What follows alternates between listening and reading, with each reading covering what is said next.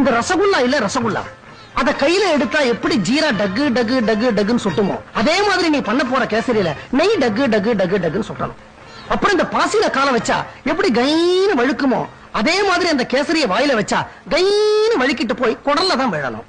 யார் குடல்ல? கண்ணம்மா, நான் என் பொண்டாட்டி கிட்ட பேசிக்கிட்டு இருக்கேன், நடுவுல நீ தலையிடாத. உங்க பொண்டாட்டி ஆகிறதுக்கு முன்னாடி இருந்தே நான் இந்த வீட்டுல வேலைக்கு சேர்ந்துட்டேன். உடம்பு பூரா சக்கர வியாதி, ஈ மொச்சுக்கிட்டு இருக்கு. இந்த லட்சணத்துல கேசரியில ஐயாவுக்கு நெய் டக்கு டக்குன்னு சொட்டணும். கண்ணம்மா, நீ சும்மா இருக்க மாட்ட. கோதாவரி, வரவங்கள்ல 4 பேர் 4 விதமா இருப்பாங்க. ஆமாமா. சில பேருக்கு வெங்காய பஜ்ஜி பிடிக்கும், சில பேருக்கு கத்திரிக்காய் பஜ்ஜி பிடிக்கும், சில பேருக்கு வாழைக்காய் பஜ்ஜி பிடிக்கும், சில பேருக்கு உருளைக்கிழங்கு பஜ்ஜி பிடிக்கும். அதனால நீ 4 விதமான பஜ்ஜியும் போட்டுரும். இந்த பலகாரம் எல்லாம் வர்றவங்களுக்காக செய்ய சொல்லல, நாக்க தொங்க போட்டுக்கிட்டு நீங்க திங்கறதுக்காக செய்ய சொல்றீங்க. உடம்புல ஊசி எடுத்து குத்துனா காத்தா வெளியில போகும். அவ்வளவு வாய்வு வாழைக்காய் பஜ்ஜி உருளைக்கிழங்கு பஜ்ஜி உடம்புக்கு ஒத்துக்குமா? கண்ணம்மா, இதெல்லாம் வாய் இருக்க முடியாம தின்னப்பட வேண்டியது. அப்புறம்